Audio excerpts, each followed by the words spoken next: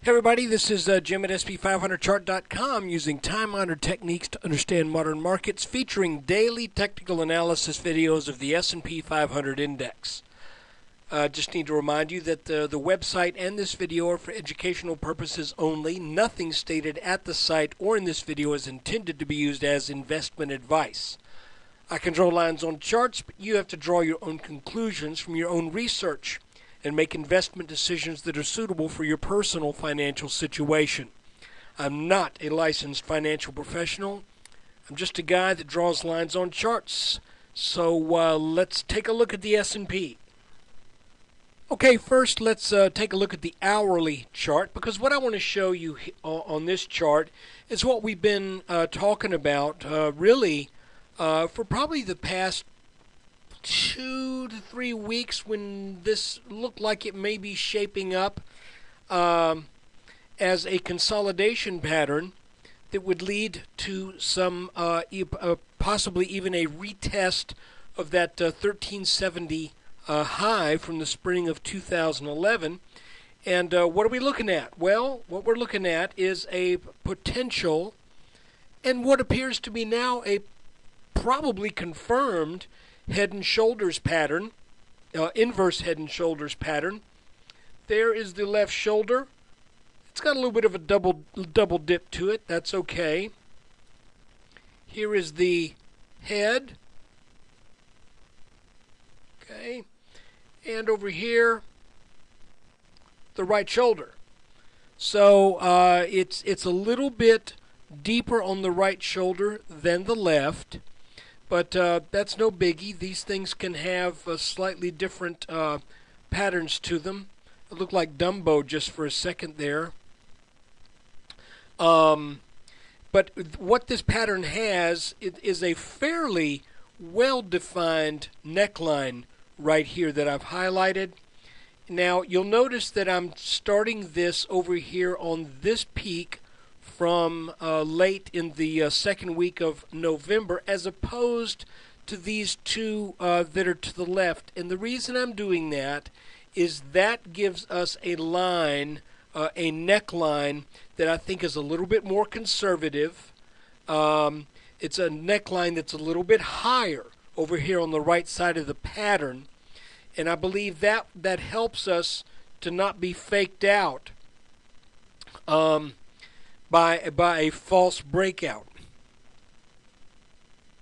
Basically, if you start your neckline here, then you really got you don't really have a clean pattern that way.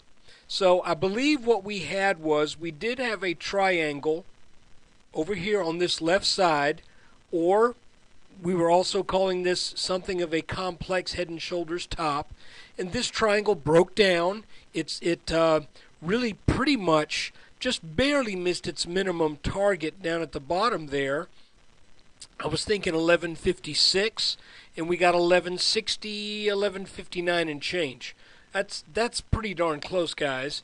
So now we have the left shoulder, head, right shoulder of this inverted pattern, and when it got up over this neckline yesterday, my feeling was that what we now do, and here's that neckline, we now look to see if it will stay over that neckline, and if it touches the neckline, if it bounces. Well, today we got a touch on that neckline, and it bounced. I want to see a little bit more strength than that, and the reason is pretty simple. We only really got a little bit more than 1% over that neckline. That is, by most technical analysts, is really not necessarily breakout territory. So this could be a false move, and what we need to watch for is if it comes back down to this 1268 area, and if it were to take that out to the downside, then I would call this move in question. If, however, the market firms up and starts to churn up from here, then what we got today may be one of those little short-lived back tests after a line is broken. Those who believe in gap filling, I'm not one of you, but if you believe in gap filling, we didn't quite get back down to that level today. Missed it by about 5 or 6 points in the S&P. Guys, I don't think there's anything magical about gaps. The fact is most gaps do get closed, but most gaps do get closed because most prices wander around enough to where they eventually get closed. What is interesting and what is true, however, is that there is such a thing as gap support and gap resistance. And that there is a clear reason for that. But there is no particular reason that once a gap occurs, it has to come back down.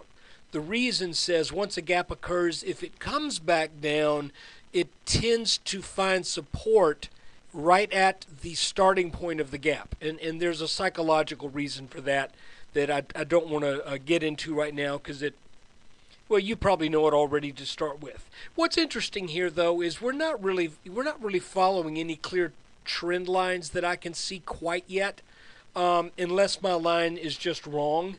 So I'm going to leave this here just as an exercise in let's see what happens. You can see that it looks like when this line broke here today, it couldn't get over it. But, it wouldn't surprise me if tomorrow we're back over this. So it doesn't look like this bottom line right here is being very well respected by the S&P.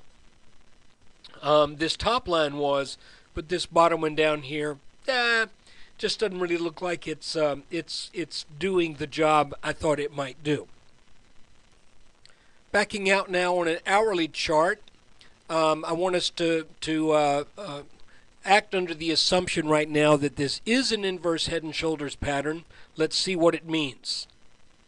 Well, there's the depth of our head. How do we measure the minimum projected target from an inverse head and shoulders pattern or any head and shoulders? You measure the height or the depth of the head, depending on whether it's above the line or under it. In this case, it's the depth. And you move that line over to the breakout point, which would be yesterday, and then you look at where that line goes, and in this case it goes to 1380. So let's do this. Let's snap a line on 1380, a little bit over it maybe. Let's make that line a very, let's make it a color that we don't have a lot of on this chart. Let's make it just a yellow line. It's yellow.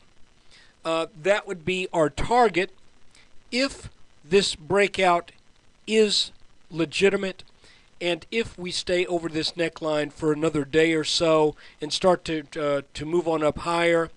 What's interesting with this is I'm expecting this red line to still work as resistance. So what does that mean? Well, if we kind of scoot this chart this way, take this red line and extend it up here.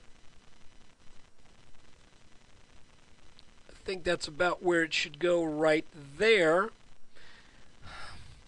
What we're setting up here, if this line continues to be resistance, then that should kind of cap this market and make it to where we're not going to just zoom on up and get to that 1380 area. Additionally, we've got this descending red line that is drawn from the mid-1500s highs of the fall of 2007 across the 1370 high of 2011. What's going to be real interesting is in order to make that minimum target, this line's going to have to get taken out. If that line gets taken out, if we back up on this just a bit and look at a longer term chart here, if this line gets taken out right here, then this 1380 target is probably not the final result. So all of this could be setting up a move to challenge these highs back in 2007. Now, patterns do fail.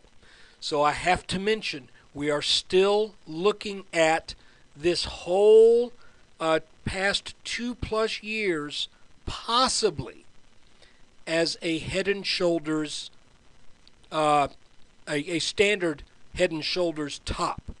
And if that's the case, then this will fail at this red line, and the market will start to sell back down where, if it breaks this blue line, which would be at around 1100 at some point in the year 2012, if that were to break, then the markets are going to head back down. So you're saying to yourself, well, hey, why did I subscribe to hear a guy tell me that the markets are either going to go up or they're going to go down? Well, I want to be a little bit more clear than that. What I'm saying is that there are implications for any of these moves that the market could make. Right now, we are looking for a short-term move based upon, not based upon that. I meant to move this right here instead of move the whole chart. We are looking for a short-term move that looks to be implied from that inverse Head and Shoulders to about that 1380 area.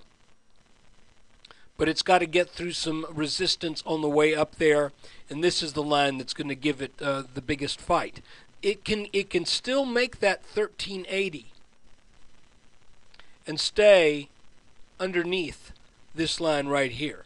It would just take a while to do it. We would be looking at making that target sometime in the spring of 2012. If, however, it fails to make that and it gets turned back in the low 1300s, let's say 1330, high 1320s, then we have to be on the watch for that possibility. And then if it turns down and takes out this green line down here, then we've got to be on the watch for a potential move down to this blue area.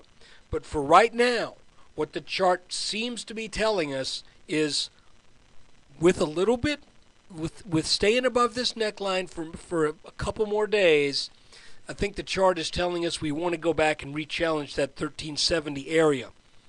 But it's going to be interesting to see how this plays out, because both of these lines right here are saying, no, I don't think so. So if these break and that move does take place, then more than likely there is more strength in this market yet to come to push us on up, and probably to eventually, and I say eventually, I don't mean within weeks or months, well, months but not weeks, eventually head on up and retest those highs from 2007.